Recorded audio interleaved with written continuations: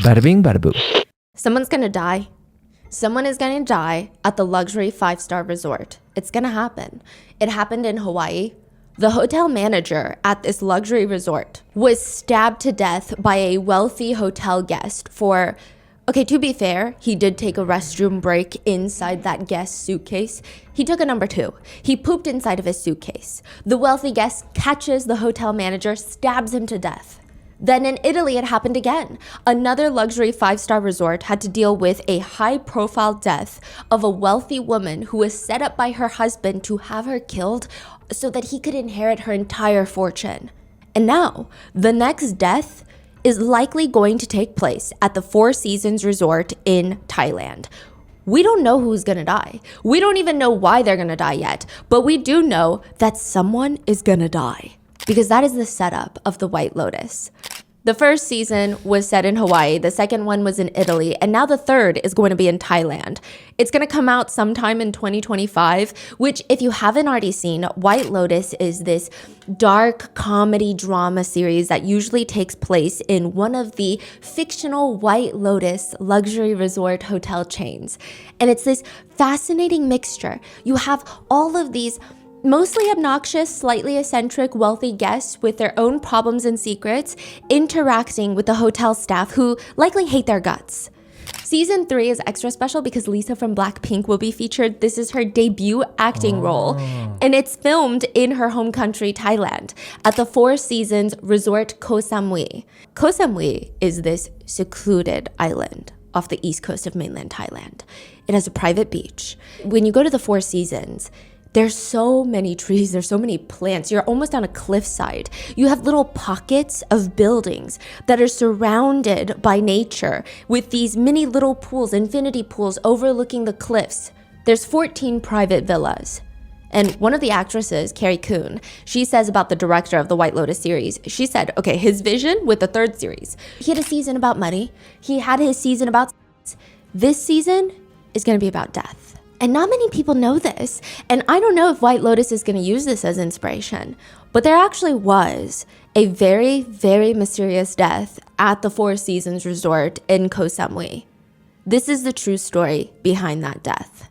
In 2014, a post starts going viral in China. It's a long personal story posted onto this internet forum by a username named Uncle Bluebeard, which is kind of a weird username, but the post is titled, "The Risks of Being in a Wealthy Family. My sister-in-law's sister." So it would be like my sister's husband's sibling. I see. The risks of being in a wealthy family.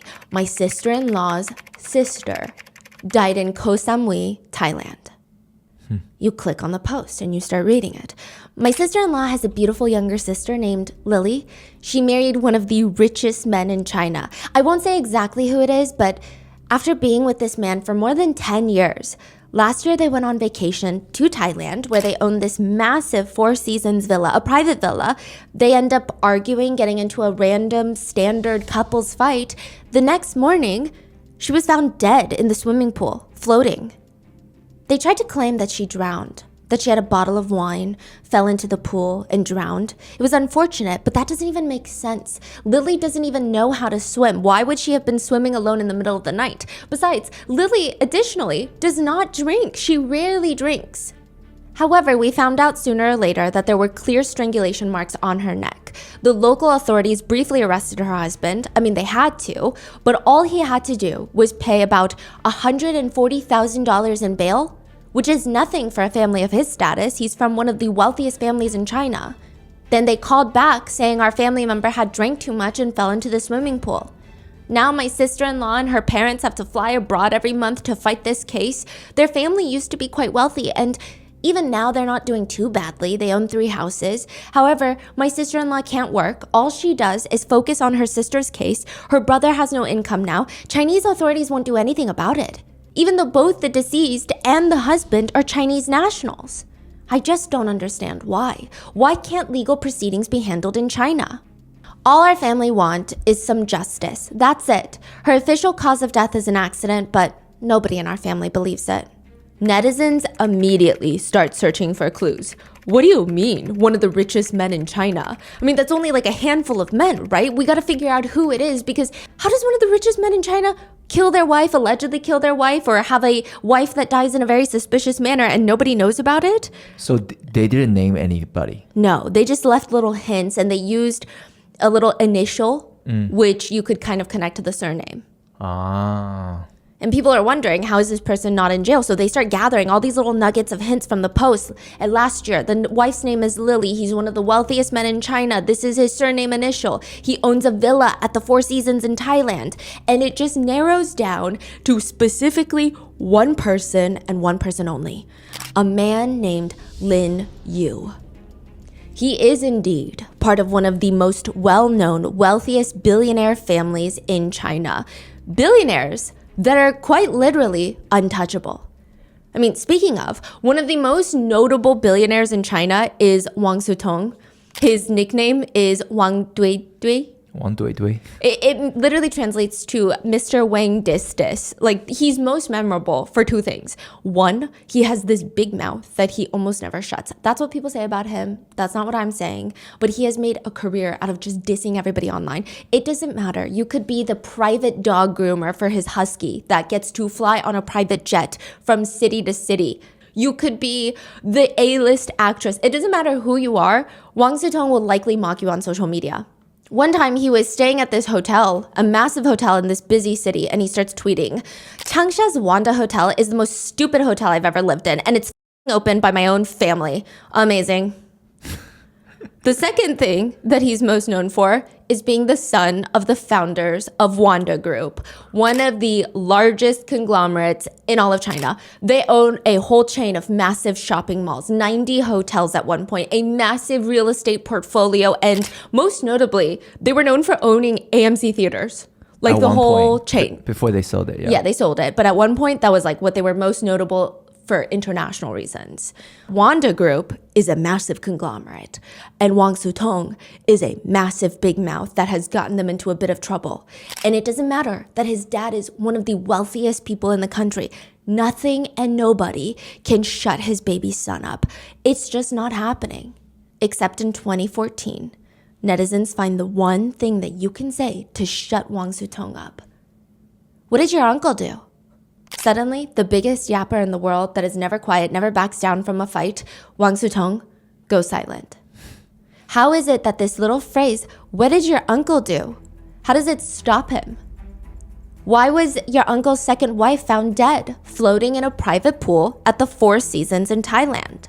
Why is everybody calling him, your uncle, the Bluebeard of China? You know, Bluebeard, the story of the man who killed all of his wives? Which means if his second wife was found dead, what happened to his first wife? This is the case of 3 deaths spanning across 3 countries, a billionaire, and a son who will search for his father to get answers.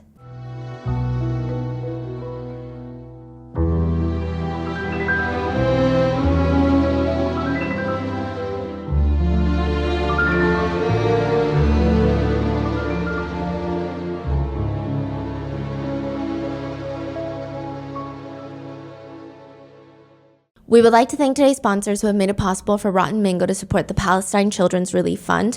They provide free medical care and humanitarian aid to thousands of injured, abused, abandoned children, and really any child in need. This episode's partnerships have also made it possible to support Rotten Mango's growing team. We'd also like to thank you guys for your continued support as we work on our mission to be worthy advocates. As always, full show notes are available at rottenmangopodcast.com. One brief content disclaimer for this case: it involves mentions of potentially abusive relationships. And additionally, there has been no official ruling, so we will try our best to keep you guys updated. There are some new developments, but everybody is innocent until proven guilty. And as always with foreign cases, I did work with our Chinese researchers and translators, but please let us know if anything was left out, mistranslated, miscommunicated. And with that being said, let's get into it. Marcus is 3.5 years old when both of his parents die in a car accident. He grows up with his grandparents in Sweden, and this is on his mom's side. And they all had these like little cassette tapes with old videos of Marcus with his parents. And those are the only memories he has.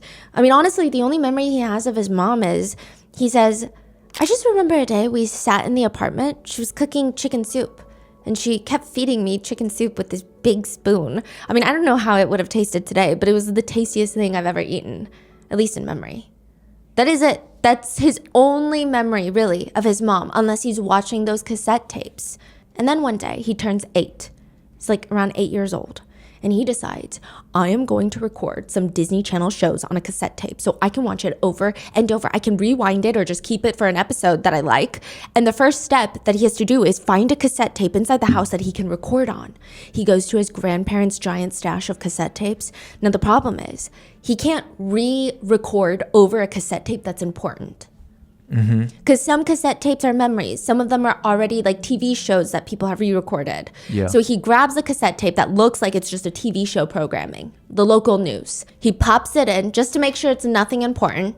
And it's the news. He's correct. It's not like a memory. It's not a video camera of a vlog of their days.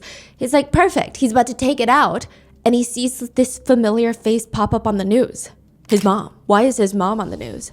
Why did his grandparents record this? It's so strange. And the news anchor then says, an update on the woman who disappeared the other day. She was found dead and murdered. There is a motive, but the authorities are deciding not to make that information available to the public. Wait, 8-year-old Marcus stumbled Yes. upon the news back in the days. Yes, he was 8 when he realized his parents were not killed in a car accident. His mom was murdered, and her case would actually be one of the bigger unsolved cases in Sweden. Nobody really goes missing in Gothenburg, at least not then. And if you do go missing, you would be found within 12 to 24 hours.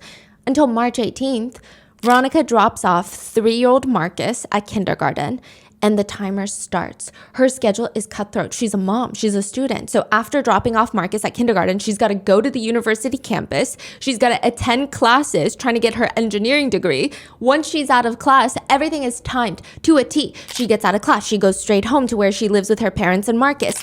In the apartment building, she spends time with Marcus. Usually on the way home, when she finally gets a second to breathe, she'll call up her best friend Jenny to catch up.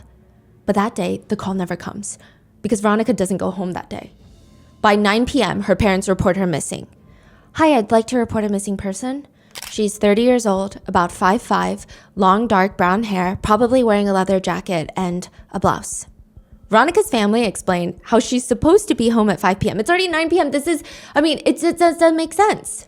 The police are like, 5 p.m. today? Like 4 hours ago? You're freaking out because your daughter was supposed to be home. Your 30-year-old daughter was supposed to be home 4 hours ago, and she's not, and you're calling us. She may have disappeared on her own free will. Yes, sure, whatever. But this is not like her. She has a 3-year-old son. Veronica's family are insistent, okay? They're not giving up. This is not normal, not even in the slightest. The police have to do something. Some sources state that the police are very intrigued by this case. Not because they had a little inkling early on, but because nobody really disappeared in Gothenburg. So the police didn't really have that many things to do. Like it's a super safe city? Yeah, so they grab their dogs. They shut down some roads and they're getting excited. They're like, search the vicinity, let's get it done. And the police, all they really have to do is just one phone call now. They make one call and they could probably find Veronica. This is multiple days later.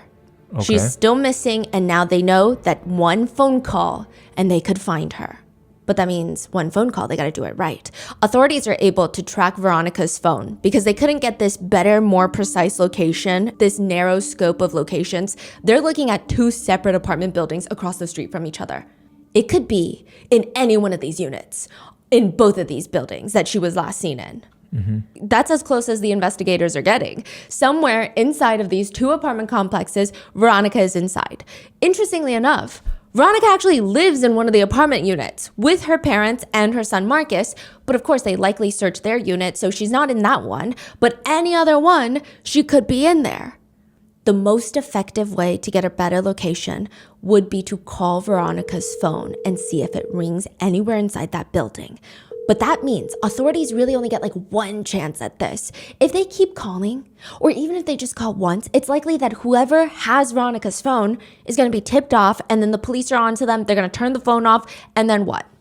Mm-hmm. So they feel like, let's say one of the neighbor has her phone. They will only let the phone ring once before they shut it off. Yes. I mean, they might have already shut it off. They might have silenced it, but they can't take that risk. Right. They got to let it ring once. So what do? They have a police officer outside every single door in that apartment building, both, and they get one phone call. You're kidding. One phone call. Do you know how many there are? I think there were like 100, over 100, yeah. So every police officer is stationed outside each apartment unit, and they will wait for the signal. If they hear a ring, they're one step closer to finding Veronica. They dial Veronica's phone, get the crowbar. They hear her phone ringing, and they find the unit. It's time to break in.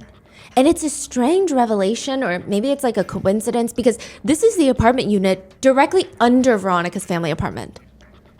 So strange. One of the first investigators to step into the apartment, they say that they turn into the restroom inside the apartment unit once they break in, and the grout on the tiles, the floor, the tub, the sink, I mean, there was blood everywhere.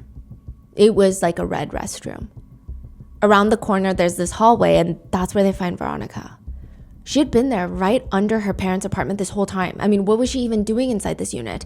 Investigators state, I take a step in, and on the right towards the bedroom in the hallway, there's a woman. She's lying in a very large pool of blood, and, well, she's dead. And now there's even more questions. Who would do something like this to Veronica? Had she been under her family's home all this time? When did she pass away? How did she die? The last two questions are easier to answer. They send Veronica's body in for an autopsy. Cause of death is mechanical asphyxiation, and the murder weapon points towards some sort of thin cord or perhaps even like a wire hanger. Time of death being almost exactly the same time as the report of her being missing was made. So that night, March 18th, that night, around 9 p.m., which means she was likely killed in the process of coming home from school that day. She had almost made it up to the family's apartment unit on the second floor when somehow she ends up in this first floor unit. I mean, it's clear from even a glance into the apartment that there had been this huge physical struggle. There's furniture flipped upside down, things are broken, belongings are everywhere, which only leads investigators to another question. Who the hell owns this apartment? And where the hell are they? Mr. Tang Zong is priority number one. Find him, the owner of the unit, and likely the authorities will get the answers that they're looking for. So far, here's what they know about Mr. Tang. Mr. Tang is a 44-year-old man. He has a wife and kids in China, but he is working in Sweden. He rented that unit downstairs for the past few years now. He lives alone, and that's it. That's all they know about him. So if he's not at the apartment, maybe he's at work. So the authorities, they rushed to the local supermarket where he was working, and they got their handcuffs ready to arrest him, and they're told, sorry, yeah, it's so strange. He took this unauthorized absence from work. He's been gone for several days. We don't know what happened. What do you mean? He just stopped showing up? Well, when exactly did he stop showing up to work? Oh, I think it was like March 18th. The day Veronica goes missing. He just stopped showing up for work. One investigator working the case said, the question of where Mr. Tang was would haunt them. He says he disappeared. His passport, his clothes are all gone. Suspicions are raised like, where are you? Why did you leave? Why do you have a dead woman in your home? The police's first working theory is an affair. I mean, it kind of makes sense, right? The person most likely to harm you is an intimate partner. Maybe Mr. Tang was having an affair, cheating on his wife and children back home in China with upstairs neighbor Veronica. Now, to add some credibility to their theory, if you can call it that, authorities realized that Veronica used to live in China. She taught English in Dalian, China, which means there's a high likelihood that they bonded. In fact, Mr. Tang barely spoke Swedish. It's likely that Veronica would help him translate a few things here and there. She passed by his apartment unit every time that she came home to go up to the steps to the second floor. That is enough opportunity. And maybe one party wanted something deeper than just a neighborly affair. Maybe Veronica wanted more. She demands Mr. Tang break up with his wife so that they can get together. No, that doesn't make sense. That doesn't sound like Veronica, according to every single person that knows her. So maybe it's the other way around. Maybe Mr. Tang wanted something more, but Veronica refused, and it's a case of if I can't have you, then nobody can have you. That's the theory, and it is solely based on the fact that Veronica lived in China before and had an interest in Chinese men. That's quite literally it. The police are like, yeah, that's the conclusion that we're coming to. Veronica's parents, they rightly oppose this theory. There's zero evidence that the two of them were having any sort of affair, and this is just kind of bizarre. And so the police go back to exactly what worked. The easiest thing to do. What helped them find Veronica? The phone. So they track Mr. Tang's phone. Affair or not, if you can find him, he can tell you exactly what happened. So investigators start tracking his phone. He's not picking up his calls. He's not picking up his texts, but his cell phone data shows that he's moving quick. There is no way that he's walking. He must be on some sort of moving car, moving train. He's fleeing Gothenburg. It looks like he's trying to make it to Denmark. Wait, so this is so strange. He stopped now. They're looking at the phone data. He stopped. He stopped at a train station. There is nothing in this area except for that train station. Is that his destination? Is that where he's going? Did something stop him? So they rushed the police to this train station. Somehow they're able to track Mr. Tang's phone with a lot more accuracy than Veronica's. It leads them straight to the dumpster behind the train station. They're standing there looking at this giant dumpster. This is where he is right now? I mean, it's giant. It could easily hide a Mr. Tang or 10 Mr. Tangs if need be. So they glove up, they jump into the dumpster, and they start dumpster diving. But instead of Mr. Tang, they just find his phone. Thrown into the dumpster, all the prints on the phone are wiped clean. That is so strange. So then where the hell is Mr. Tang? The lead investigator is sent away from the train station because he gets an emergency tip. A tip from another resident at the same apartment complex. What is it? It's a family nearby that, well, they were walking their dog and the dogs kept tugging and digging near the backside of the apartment building. Okay. Incidentally, it happens to be right under the unit that Veronica's body was found. Right under Mr. Tang's first floor balcony. His unit has this little balcony. I mean, you could hardly really call it a balcony since he's on the first floor. It's just a little slab of concrete and it's a few feet off the ground. A family who lives nearby tells the police that something very strange happened. The dogs are going crazy and, you know, it kind of has a pungent scent, reminiscent of fermented meat radiating out of that area. And I don't know if that's normal, I'm just saying. When the investigating group duck under the balcony, it's very clear that there is freshly dug soil. They start digging, and a little less than 5 feet beneath the ground, they find another victim. Veronica is not the only one that died inside of this apartment. Perhaps Mr. Tang is on a killing rampage. Maybe he's a serial killer in the making. Authorities start digging and more, because at first they just see a little bit of flesh. They see decomposing flesh. And then they find full human remains peeking out from the soil. But the fact that they find another body under Mr. Tang's balcony, the unit where Veronica was killed, would only make the case more complex. Because the body they find belongs to Mr. Tang. Here are the key details of the crime scene, and you tell me the number one question that needs to be answered during the autopsy. I mean, aside from the obvious ones. First, Veronica and Mr. Tang were both murdered. Second, there would have been no way to have murdered each other. Obviously, but you have to rule everything out. Third, they were interestingly not disposed of in the same way. Like we just said, Mr. Tang is buried outside. I mean, not well, but he's buried. Veronica is left inside the apartment unit. Fourth, the blood inside the bathroom is a mixture of Mr. Tang's blood, Veronica's blood, and a third-party, unidentifiable DNA. Whoever it is not in the system. The most important thing to ask here, if you only have the two bodies, what could help you narrow down the killers better? What helps you solve this case? What question would you ask? Like which blood was oldest in the bathroom? Like the order of the killing or time of death for Mr. Tang.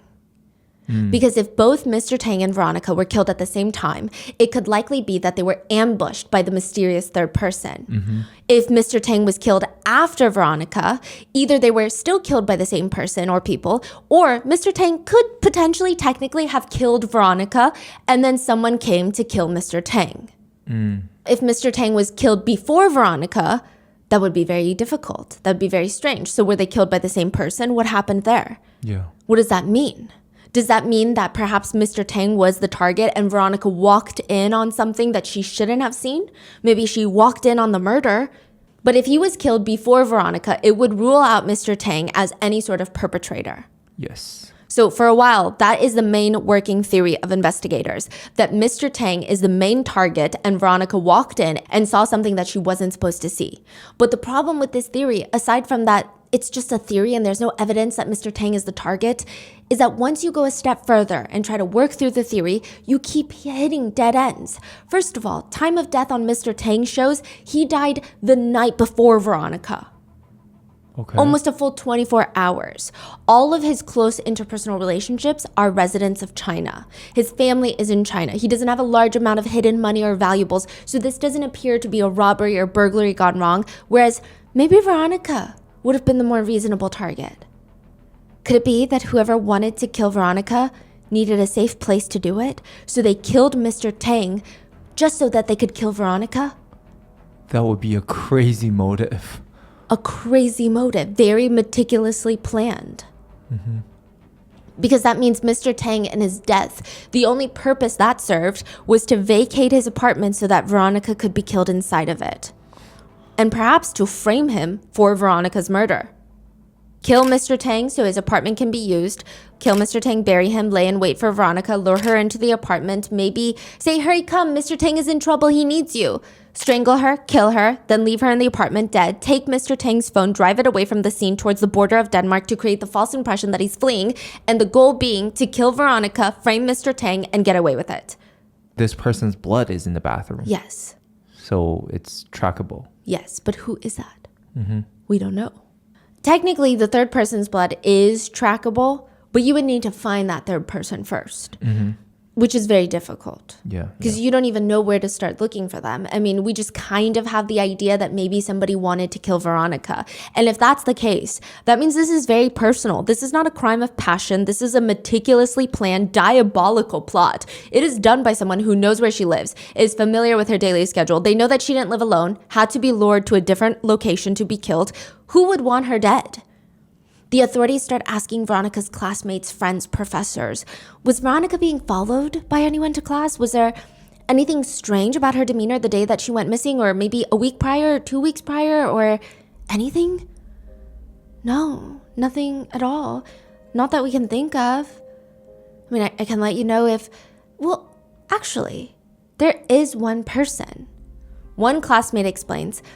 She was going through marriage and custody issues with her husband. He lives in China, but he was in Sweden visiting when she went missing. He was? When Veronica's family is asked about this, when her parents are asked, they're so confused. Her husband was here? He comes a few times a year from China to Sweden, and he will always let us know in advance because he stays in the family apartment unit. Why would he be in Sweden? Why wouldn't he tell us? He always calls ahead and he always stays with us. Except this time? Veronica was last seen March 18th. Her husband arrived in Gothenburg March 16th without letting Veronica's parents know. That is very suspicious, isn't it? Authorities search for Veronica's husband, but it's too late now because he's long gone. He's checked out of the Sheraton hotel that he was staying at. The police go in, they search that hotel room top to bottom just in case housekeeping missed anything. In this very beige, very orange room, it's kind of depressing, trying to see if there's anything that could point to anything. They're getting into all the little crevices behind the mattress, wedged on the stilts for the mattress underneath the bed, behind the drawers of the restroom sinks. Every single nook and cranny is checked thoroughly, and they scream, "What is that? What is that?" They find a tiny speck of blood splatter on the inner part of the armrest in one of the chairs. The blood sample matches the third mystery blood found inside Mr. Tang's apartment. That's crazy. Who the hell is Veronica's husband? And did he kill her? Who the hell even is he? How did he and Veronica meet? Some people that the authorities talk to say, I don't know. I think I heard that he's like the son of a former emperor's line or something in China. Emperor's line? Yeah. What? Others say, oh, I have no clue what he does, but I heard he's kind of he was like an international playboy. But the sentiment by many of Veronica's peers is, I think I heard somewhere that he's like a billionaire.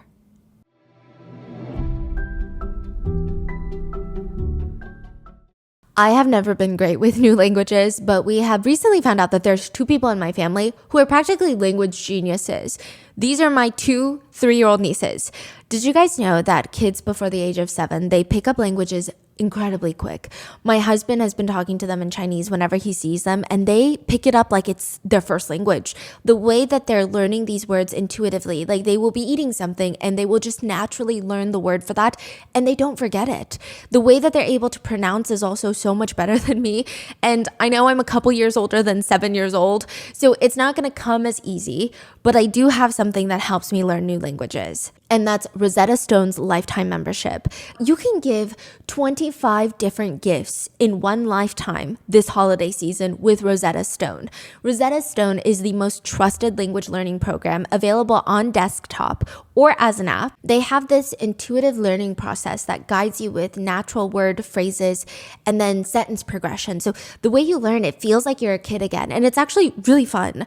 They specifically designed their program for long-term retention and genuine language usage. They even have this built-in true accent feature that gives you feedback on your pronunciation like a real teacher or a native speaker would. So if you're like me and you still have the vocabulary of a 3-year-old or none at all, Rosetta meets you wherever you are in your language learning journey. Don't put off learning that language. There's no better time than right now to get started. For a short time, Rotten Mango listeners can get Rosetta Stone's lifetime membership holiday special. This offer will not last long. Visit rosettastone.com/rotten. That's unlimited access to 25 language courses for the rest of your life. Redeem your holiday offer at rosettastone.com/rotten today for yourself or as a gift that keeps giving.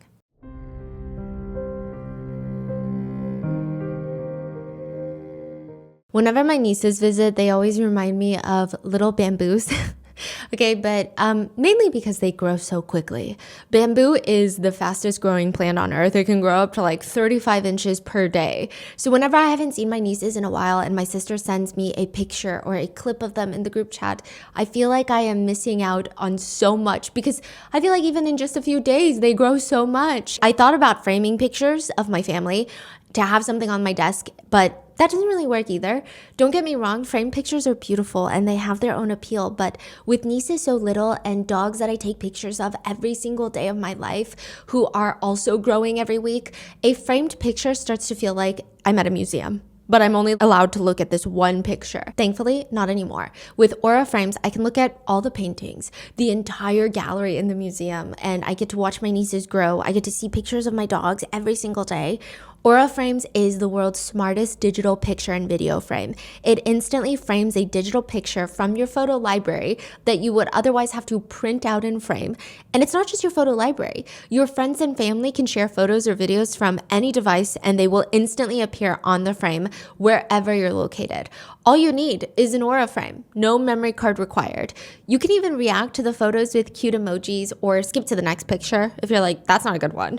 View details and more with a simple tap or swipe on the edge of the frame, which helps your Aura frame's display remain smudge-free. Aura displays photos in true color and will automatically adjust for the light level of that room. So at night when you turn off your lights, your frame will naturally turn off to save energy. Plus, once you have an Aura frame, there are no additional fees or mandatory subscriptions in order to use it. It's a good housewarming gift for a friend who has moved away, or if you're going off to college, really anything. Just in time for the holiday season, you can save on the perfect gift by visiting auraframes.com to get $35 off Aura's best-selling Carver matte frames by using promo code ROTTEN at checkout.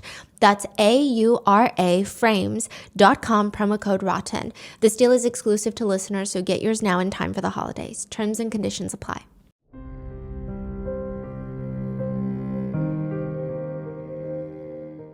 Marcus is now in his 20s when he sits down to write a letter for his dad.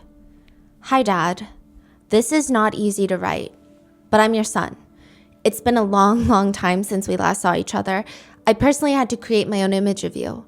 I only have a few memories of you, but I've heard a lot about you from others over the years, both negative and positive things, and about the terrible incident. I wonder what really happened between you and my mother. I have so many questions I would like to ask you. How do you see me? Do you see me as your son? Is there any fatherly love for me? Or am I a person that you don't want to be reminded of? I don't know if it's possible, but I would like to meet you. I would like to sit down eye to eye to get a chance once and for all to know who you are. When I try to create an image of you, it's really hard to put that into words. This letter would be addressed to Lynn Yu of the Billionaire Wang family. Mr. Wang is technically the billionaire. He's Lynn's brother-in-law, and he has one small piece of advice for future generations of entrepreneurs. In one interview, Lynn's brother-in-law, Mr. Wang of Wanda Group, this is Wang Sicong's dad. Wang Jianling. Yes, in one viral interview, he's actually having quite a heartfelt moment where he's talking about how people always come up to him telling him, I want to be a billionaire just like you. Okay, he's like, what do you want to do? What industry? And they don't know. They're just like, I just want to be filthy freaking rich, just like you. And he says to them, I just have one message. He says, for the young people out there listening, set a small goal first. Try to reach that before anything. A small, realistic goal. So, for example, I'm going to make $13 million in the next 3 years. And once you hit that small, teeny goal, you can go from there. $13 million is baby money to this guy? I mean, technically it is. The way it translates, the conversion in Chinese, it would be, let's say, 100 million Chinese RMB, right? So that's like it's an unfathomable amount of money. Yeah. But he's like, you know what? Just set a baby goal, like $100 million. Like start with that first. Start small. Yeah, start small. Hit that little number, and then we can go from there. So that became one of the most viral thing in China. Like anything with that number is like little goal. Little goals, okay? And this is the leader of the Wang family. And to break down the Wang family, you have Mr. Wang, small little goal man. He's the founder of Wanda Group. Then you have his wife, Lin Ning. Now, for the purpose of this video, we're just going to call her Ning for clarity. And the two of them, they share a child, Wang Sicong. Ning is Lin's sister. So Lin Yu, the billionaire husband of these two wives that are found mysteriously dead, is Wang Sitong's uncle on his mom's side. Ning, Wang Sitong's mom, did an interview once where she also goes viral. And she said, whoever I marry will become a billionaire. Oh, yeah. Interestingly, a lot of people would assume that Mrs. Wang's background is at least lagging compared to that of her husband. And people thought, like, when you say something like that, you've got all the men rising up, ready to start a war because they're offended. But actually, everybody agrees with her. Like, the whole nation agreed with her. Because how do you compete with a billionaire husband? Ning can compete. She actually grew up in the very privileged household of a high up government official in China, which it's similar and different than the United States. These are the type of people where you cannot Google their net worth. If you do Google their net worth, they'll probably give you a tiny little number and you're like, that doesn't feel right because why do they live in a $50 million house then? That doesn't make sense. You don't even know exactly how much money they're worth, but you can imagine. I mean, these are the types of people that have yards in Beijing. That's like having a yard in the middle of Manhattan. It is a level of power and wealth that most people cannot even understand. And that is Ning's upbringing.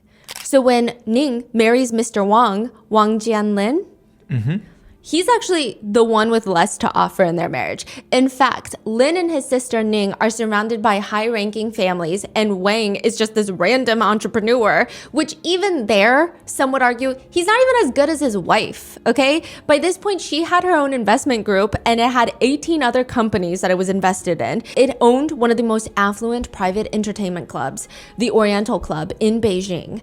This company would later merge with Wanda Group, her husband's new company. So to put it simply, yes, as Ning said, whoever she married likely would become a billionaire because that's who she is. Some would even argue that Mr. Wang's biggest fortune in life is not founding the company Wanda Group. His real fortune was marrying his wife, Ning. But Ning's brother, Lin, was maybe not really the same. Like, there's nothing inherently weird about Lin. It's not like you can meet him once and just know, oh, this guy is strange. Like, there is something off about him. I mean, I bet he's been accused of murder. Like, you wouldn't get that feeling. Nothing like that at all. In fact, he grew up upper class to a prestigious family. I mean, they know a thing or two about etiquette. He would usually abide by those laws. One former acquaintance said, he's very open, very easy to talk to, easy to become friends with. He was very kind. He never said anything that could be deemed crazy. I mean, not at all. He was incredibly polite. Not that it really matters, because you're part of the Wanda Group family. I mean, they're a big boy company. They're a big boy conglomerate. Anyone doing business in China knew that having Wanda Group on your side would open doors. They are the big whales in the industry. But they also have their weaknesses, like Lin Yu and his new nickname as the Bluebeard of China. Have you ever seen anyone with a blue beard? It's literally blue. I mean, it sounds magical. It's beautiful. But it's also kind of unsettling. Like, what makes it naturally blue? Is everything okay? That is why they call him Mr. Bluebeard. His beard is blue, his wallets are green. That's the story. It's a fictional story. This is interesting because everybody in China is now calling Mr. Lin the Bluebeard of China. This is where it originates from. The Bluebeard makes up for having this creepy blue beard by being a rich nobleman. But it's still, for some reason, very difficult for him to find a wife because his beard is so strange and it's off-putting. And furthermore, there are these little rumors. You know he was married before, right? He was. Then what happened to his wife? Nobody knows. Vanished. What? Same with his second, third, fourth, and fifth.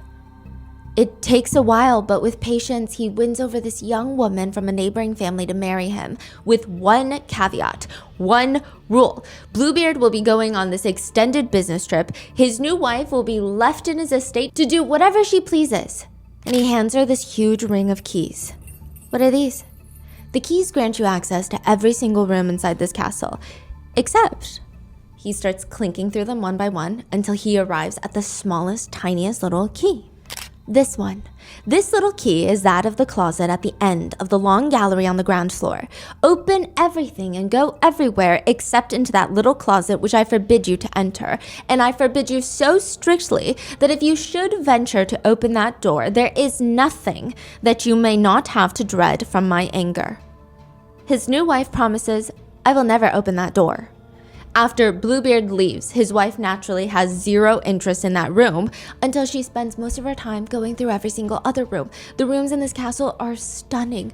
Gold gilded mirrors, massive marble statues, intricately carved. Why would she need to open that stupid little door at the end of the hallway with the tiny little key? I mean, there would be no reason for her to do that, right? Like, for what? When she could lounge in the fine riches of her new husband, there would be no good reason for her to open that door. Which is precisely why she is standing in front of that door with her hand holding that tiny little key, hesitating. Because if her husband finds out, he will be so angry his beard will probably turn red. But if she does not open the door, she's going to lose sleep for who knows how long. I mean, that's it. Just do it once, get it over with. Just open the door, take a little peek. She will never have to wonder or think about what's behind this door. She pushes open the door, steps one foot in. It's dark, but there is a scent. Rusty metal. She looks down. Floors are clotted with blood. And when her eyes trail upwards, now she knows what happened to his former wives. They're all here, hanging. She covers her mouth to cover up the scream, drops the key into the blood accidentally. She picks it up, closes the door behind her, runs back to her room. She needs to get herself composed ASAP. Her husband is going to be back home. They're in the middle of the countryside in his estate. There's nowhere she can run, which means she has to act like she didn't see a single thing. She's splashing water on her face. Oh my God, the key. She grabs it. She's running it under the water in the sink. The blood's not coming off. And when the husband gets home, it is so very clear what she's done. He doesn't even need to guess. She's shaking like a wet dog. Finally, he tells her that it's time to take your place with the other wives in the closet. Go on now. Because the story of the Bluebeard and his wife, it is unclear whether he was going to kill her or not had she not opened that closet door. But because she did, because she knew the fate of his previous wives, now she knows too much and now she has to die. The estates at the Four Seasons Resort in Thailand make the most sense for married couples. I mean, as much sense as $7 million makes. Each private villa on the Four Seasons Resort comes with their own home, first of all, with all the designer finishes, an infinity-edged pool overlooking the breathtaking views, custom bathtubs, rain showers, fully equipped kitchens, state-of-the-art facilities. It's like living in your own dream house mansion in Thailand while still having a private butler and full access to all the Four Seasons Resort facilities, restaurants, spa, water sports activities, all here on the premise. On the estate, you have about 2 million plants, made up of 1.5 million different precious species, along with 867 naturally occurring coconut trees. It is described as, quote, the perfect blend of modern and Southeast Asian Thai style. Villas are each around 11,000 square feet, and the best part is there's only 14 of them. Rich people love that. Sure, limited edition is great. Numbered edition, where there's a finite number and everybody knows, even better. Wow. A few years after Veronica is found murdered, a massive purchase is made at the Four Seasons estate in Thailand. One of the exclusive 14 luxury villas has been sold, purchased by none other than Lynn, the brother of Mrs. Wang of Wanda Group. It is at that $7 million vacation estate that the Thai police will be called in. They see a Chinese man sobbing, heaving over a woman's limp body. How many years after the incident was the call made? Like a decade. Oh, wow. Yeah. Okay. His wife, Lily, had been found dead, floating in the pool. She had drowned. At least that's the original story. That is the original version. They were at their estate in Thailand to get away from the busy city, to get away from work. It's supposed to be a romantic little trip. But now his wife, Lily, is dead. She's drowned. Maybe she drank too much wine and slipped into the pool. Lily's body is brought in to be autopsied, and suddenly the story doesn't even make sense. I mean, most of her autopsy findings don't indicate that she drowned. In fact, they indicate that she was strangled. That is her official cause of death, briefly. Adding to this bizarre situation, Lily has been dead for the past 8 to 10 hours. Sure, the estate is 11,000 square feet, but it's not that big. And the infinity pool for each villa, you can imagine that they're like the focal point of the estate. You're gonna see it.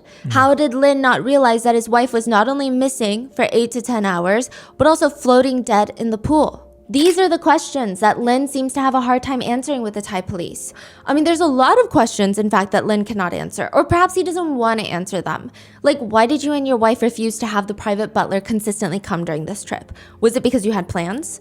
It should also be noted that during Lynn's initial interrogation by the Thai police, he had multiple scratches, deep scratches on his shoulder.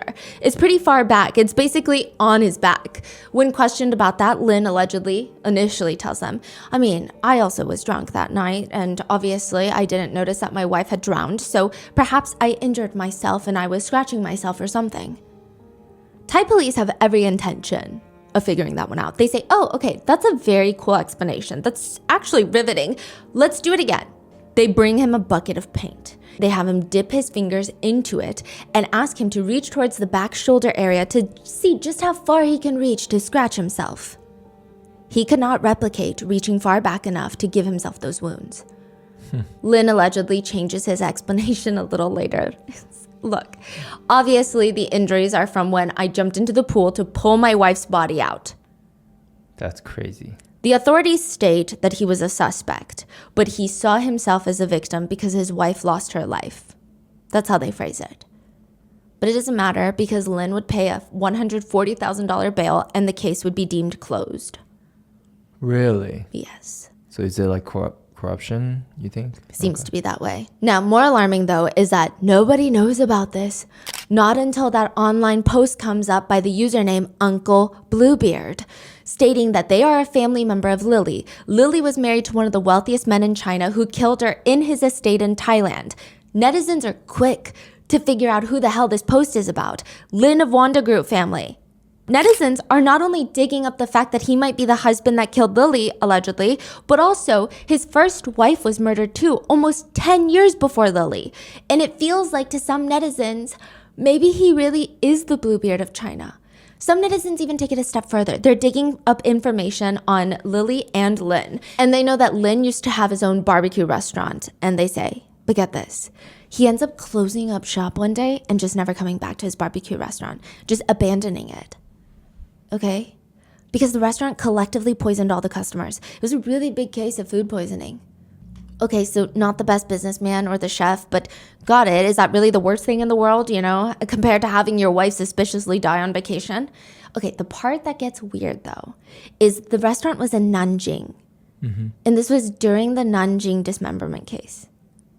What? The Nanjing University dismemberment case is about a 19-year-old student who was killed, dismembered. Her body was broken up into 2,000 little pieces. Her remains then were boiled and scattered across at least 8 separate locations near the university campus. There are parts of her body that were never found, including her internal organs, and potentially more because she had been dismembered so many times. Now, here's the crazy part. There were rumors of cannibalism that started. When a sanitation worker initially discovers a bag of meat in the dumpster, they thought it was pork. This was like one of the biggest, most infamous case in China. Yes. And this is related to Lynn? According to netizen rumors. Oh. you know, he happens to be in the same city. And there are rumors of cannibalism. You know, the sanitation worker sees the dismembered body remains, thinks it's pork, takes it home to eat, and it's in the process of trying to cook the meat that they discover that's a human finger.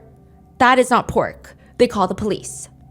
Which then, of course, has people wondering, what if the other parts of the victim's body were never found because they were sold to local restaurants as meat because they look like meat? Which brings us to the internet conspiracy that perhaps Lynn served human flesh at his restaurant, which resulted in collective food poisoning. Or rather, they take it a step further and wondering if he was the Nanjing killer, because to this day it's unsolved. Which is normally a very wild, unhinged conspiracy to make. And it likely still is, but not when you consider that he has been accused of at least 3 murders. I will say, though, there is no definitive connection between the two, the Nanjing dismemberment case nor his food poisoning case. There is no evidence that he was selling human meat or that it got people sick or that he killed anybody. It is a wild conspiracy indeed. But if this man really is being accused of killing his first 2 wives and Mr. Tang, then could he be a full-blown serial killer? Other netizens are more focused on the very strange marriage between Lynn and his wife Lily, his second wife. According to the Post, Lily was 21 years old when they got married, and she was Lynn's private secretary, which a lot of netizens find so interesting. They thought, I mean, as horrendous as this sounds, this is what netizens are saying. And sure, there might be cases where it's unique and there are always exceptions that don't fit the mold, but most of the time, people with that level of status, these billionaire families who come from government official families, they typically marry someone that's somewhat comparable. Yeah, that's big in China, yeah. They typically don't marry their secretary, which one could argue that with Veronica and Lynn weren't technically on the same level financially, but it does appear that he didn't take their marriage very seriously. She lived in Sweden. He thought it'd be nice to have a family in Europe, and then when he came to China, nobody really knew that he had a whole other family in Sweden. But with Lily, if you marry your secretary, a Chinese national, it would be very hard to keep that a secret. Which netizens ask, why would he even marry his secretary? Why not just date her and then marry somebody else, keep her as a mistress? Which, again, crazy as it sounds, people are like, that happens more often. The only answer that made sense to Chinese netizens was, maybe she knew something that she wasn't supposed to know. Maybe she knew too much. And the only way that she would never betray him was to marry her. So then other netizens argue, well, then it really depends on when they got married, the timing. That'll tell us a lot. They get married a few months after Veronica was murdered in Sweden. Maybe she knew something that Lynn never wanted to get out because the timing of that is very strange. And Lynn was never someone who wanted to get married. At least it does not appear that way. Even well into his 30s, he was consistently a single playboy. I think Wang Sicong probably gets it from his uncle. Even in his 30s, Lynn chooses, with all that money and freedom, I'm going to go to the clubs to be surrounded by young women. You could do anything you want, but he's like, I'm going to go clubbing. And then he would get bored of his girlfriends, drop them, move on to the next. And then in China, in Dalian, in Dalian, he meets Veronica. Interestingly, for work. Lynn had to take an English class where the teacher there is this Swedish woman named Veronica. She's in China teaching English whilst simultaneously learning Mandarin. And this is back then. This is not in 2024. Albeit, I do still think it's insanely difficult now, but back then, it was incredibly difficult. China was not that easy to navigate for foreigners. Veronica's parents were confused. They're like, why are you suddenly deciding to move to China? Like, why not Denmark? Why not somewhere closer? That's like me telling my mom I'm going to move to the middle of Europe, and she'd be like, why not Canada? Like, what's wrong with somewhere bordering us, like nearby? But Veronica would tell them, if you want to learn a language fluently, there is no better way than to go to the country. Go alone to the country. You're forced to speak the language. Especially China at the time, where very few people speak English. There's no better way to communicate. There was a lot of anxiety for Veronica's family. They say, I felt a certain anxiety, but also a certain joy because Veronica was really making her own journey. She's confident, a good self-confident. She has this conviction that never fails. But China is still very foreign to her, which is why she goes to class and she's got this new student, Lynn. She has no clue who he is or who the hell his family is, and the fact that they're connected to one of the biggest companies in China. People who knew both of them said, She had no clue what he was doing. I mean, she's just out here bossing him around, putting him in his place whenever he steps out of line. And he seemed captivated by that, intrigued that someone isn't walking on eggshells around him. And within 6 months, Veronica is sitting in front of Lynn's dad explaining how they are pregnant. Allegedly, Lynn tried to pay Veronica to terminate, but she refused. I mean, perhaps in need of advice, the two of them, they go to Lynn's dad, who was a higher up in the government, who tells them, keep the child. Why? Because I'm very excited to have a mixed race grandchild. This is so crazy, allegedly. But according to Lynn, he denies that. He says, no, we didn't have to do all of that. Veronica called me, said that she was pregnant, and I decided to take responsibility. He said, that's why we got married so rushed. For Veronica and the child, and for my own sake, I decided to go to Sweden immediately, get married in the town hall. I think the way he explains the relationship to others is pretty telling. For example, Lynn describes it like a shotgun wedding. She's pregnant, I have to take responsibility, end of story, that's what happened. Whereas Veronica would write to her friends, I've met the most wonderful man on this earth. He is handsome, nice, humorous, wonderful, fantastic, Chinese, exciting, different. Her friend said that she saw it like a real marriage. I mean, to describe their relationship, she's so invested. Like there were these naturally very giggly feelings.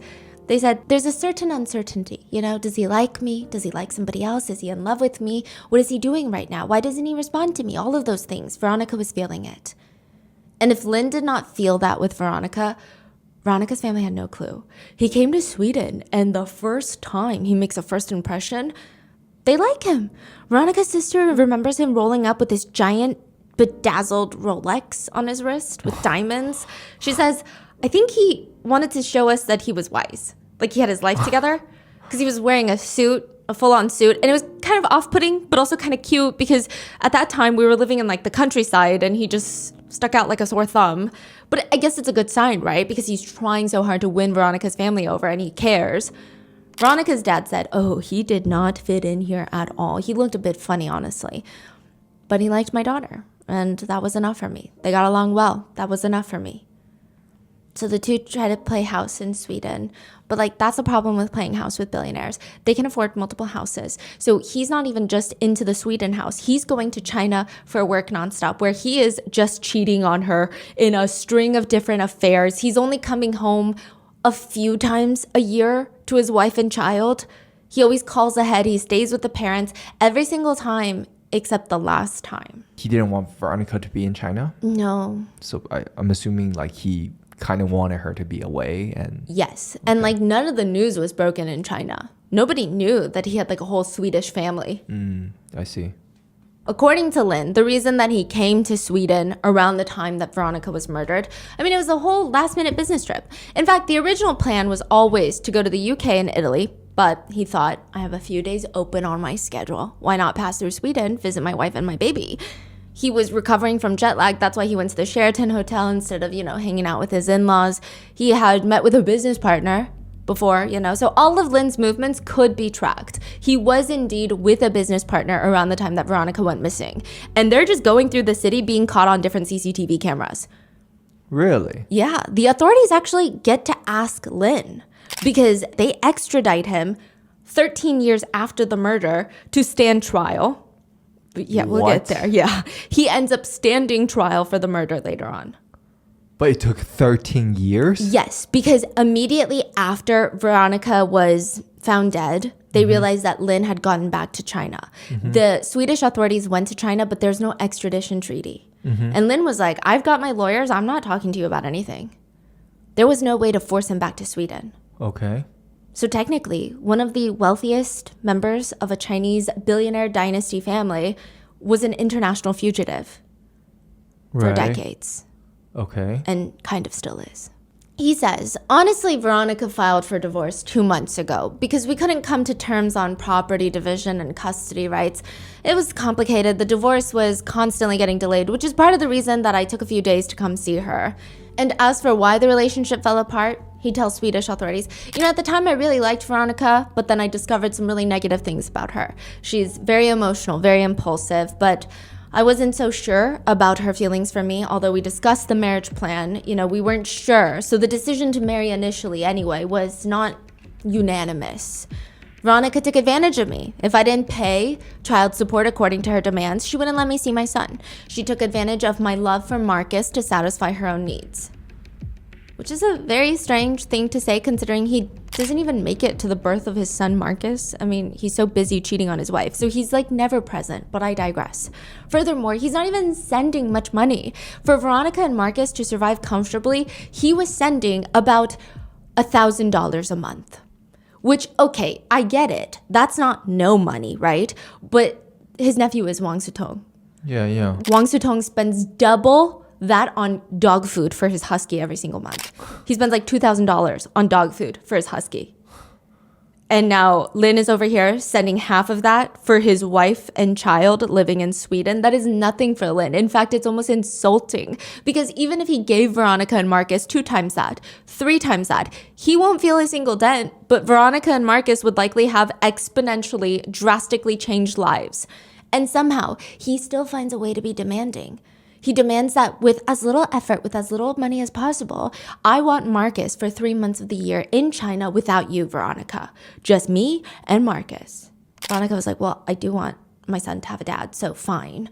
It's a big demand, but she would let it happen until she found out that every time Marcus would go to China, Lynn would just drag him around to clubs, exposing this little infant to alcohol, letting random young girls hold the baby, watch the baby.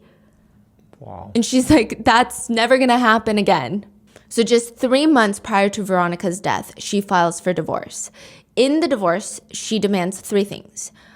Lynn should pay the child support that is owed. Lynn should split assets that he owned.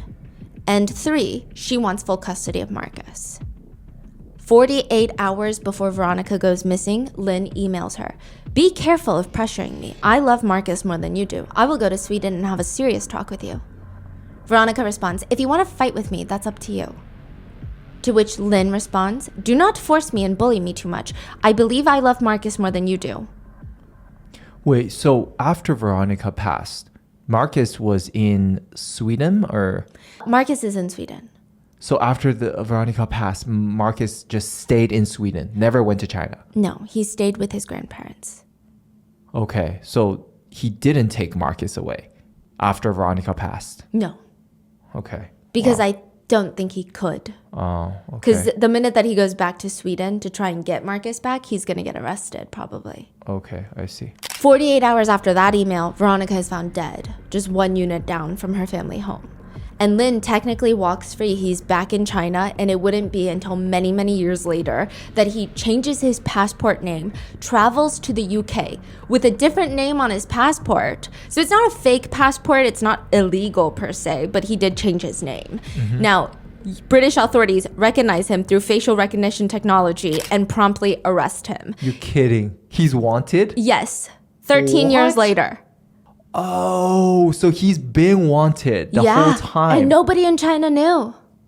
And they literally couldn't get him. No. Until he travels aboard. Yes. Wow. So the British authorities, they extradite him to Sweden for his trial. By this point in the trial, his second wife is already dead. Veronica was murdered in 2003. Mm-hmm. His new wife, Lily, was found dead in 2013 in Thailand. He gets extradited in 2014 and stands trial in Sweden. So by the point that he stands trial for his first wife's murder, both of his wives are dead. Mm-hmm. If he hadn't left China, he likely would have never even stood trial for Veronica's murder. Now, Lynn has been accused of conspiracy to commit murder by hiring a hitman to kill Veronica because the blood that was found in the Sheraton Hotel is not Lynn's. And Lynn has an airtight alibi, and people cannot wrap their minds around the idea that Lynn himself would commit the murders. It seems like he had hired somebody to do it. So he hired someone, allegedly, this is the prosecutor's argument, that he hired someone, a hitman, to go kill Mr. Tang, bury him, then kill Veronica, then frame Mr. Tang, and that hitman came to his hotel to either clean up or tell him the job is done, provide proof, allegedly. Okay, so that blood found is not Mr. Lin. To this day, we don't know who that blood belongs to. What? They have not found a hitman in connection.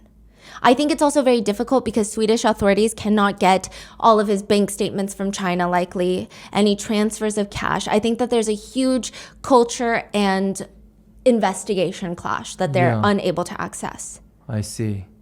So to this day, they don't know who actually did the killing. The prosecutors do not believe that Lynn was the one that was holding the knife or strangling someone.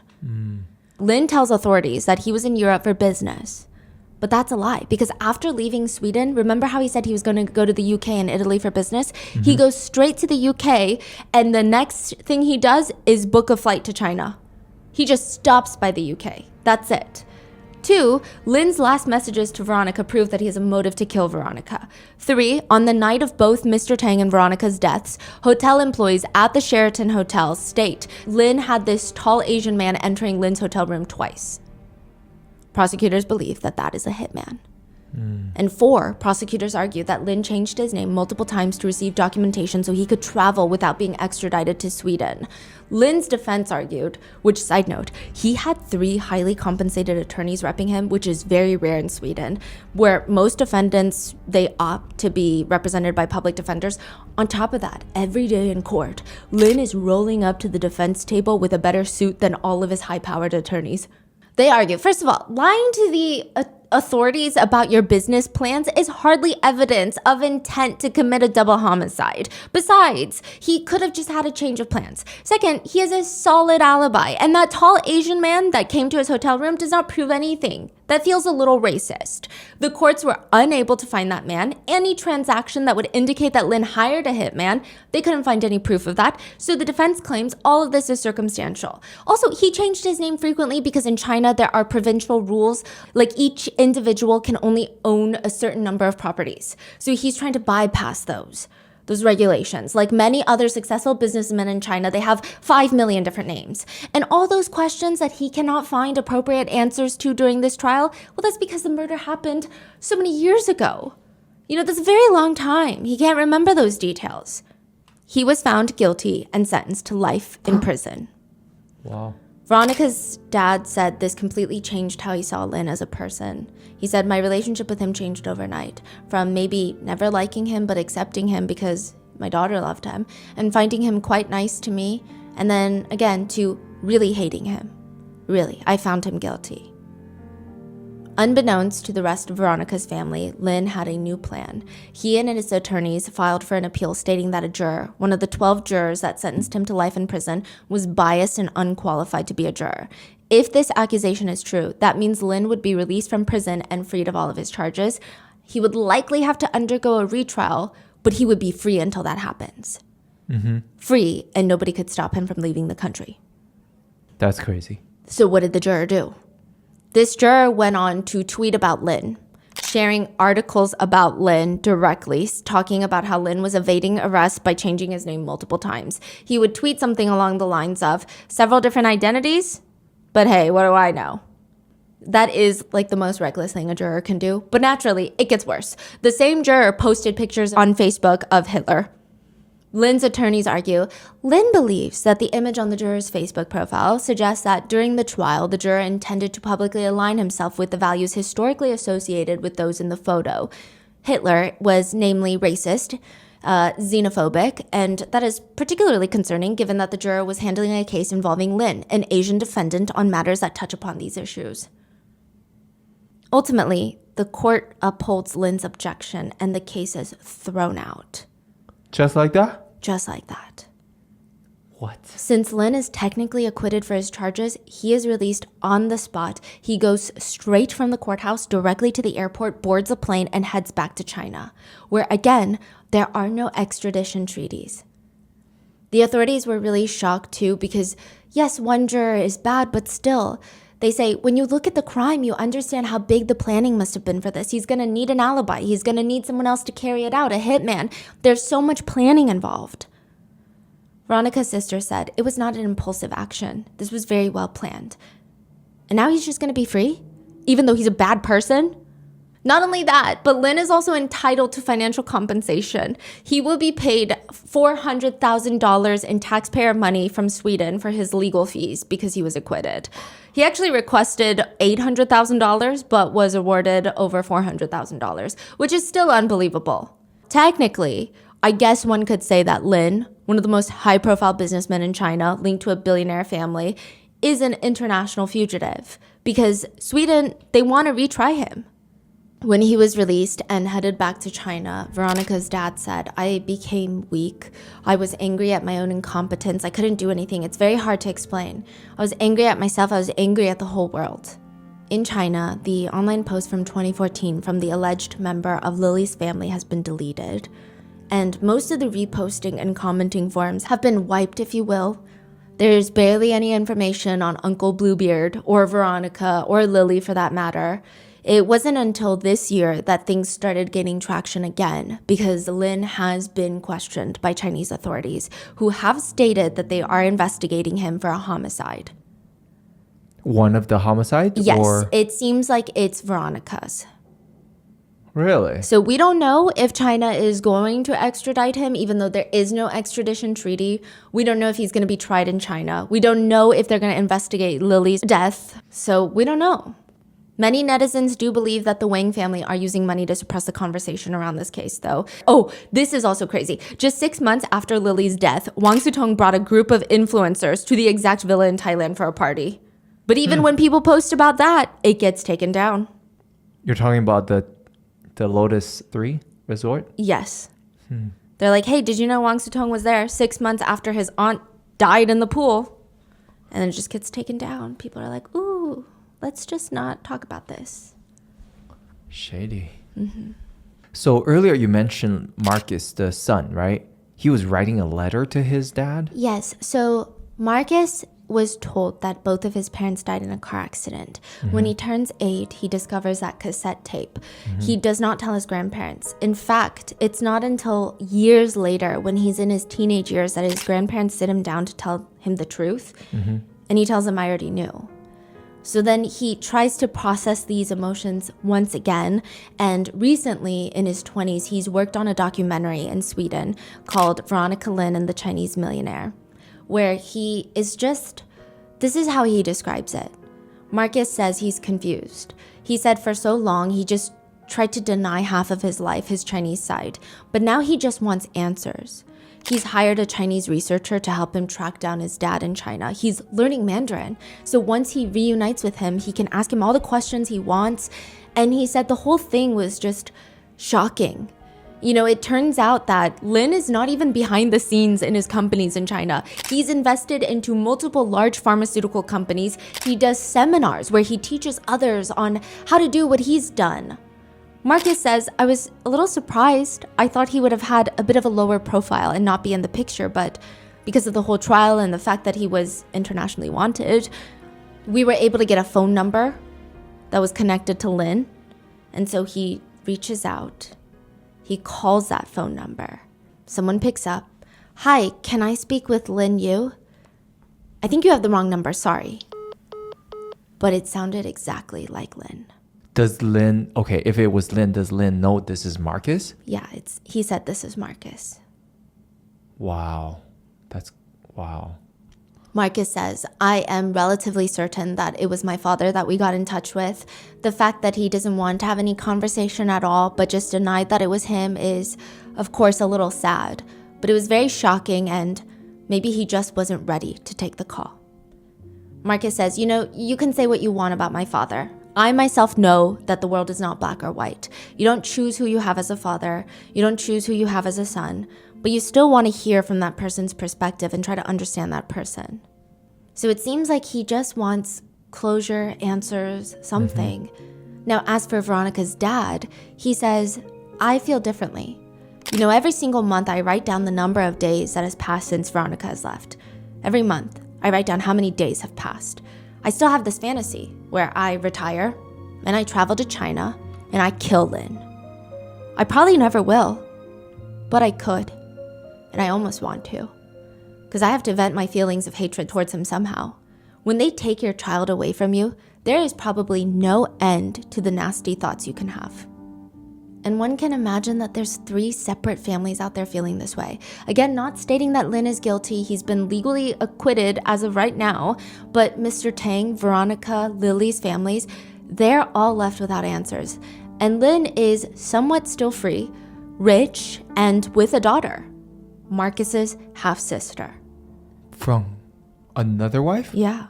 Oh, he's remarried a 3rd time? I believe so. Wow, in China? In China. And that is the story of Wang Sutong's uncle, the Bluebeard of China. There's really no answers. That's crazy. So he's around, he's in China, he's free. Chinese authorities have stated that they are investigating him. They're kind of wishy-washy. It doesn't seem like they've detained him, but it seems like we don't know. I mean, China's pretty tight-lipped about stuff like this. Wow. So that's where we're at. And Marcus is just... In Sweden, he just wants answers. I think maybe the older he gets, the more he just wants to know. And he's technically Wang Sitong's cousin. Yes. Wow, that's crazy. Yeah. And he saw videos of Wang Sitong, and he said it's so weird to think that that's my cousin. Yeah.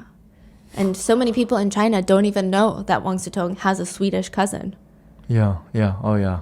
So that is potentially, maybe, the next plot of White Lotus 3. We don't know. Maybe there are other mysteries to be explored, or maybe it's completely fictional, but it should be interesting to see. What are your thoughts? What do you think happened? And what do you think is going to happen to Lynn now? Let me know in the comments, and be safe, and I'll see you in the next one.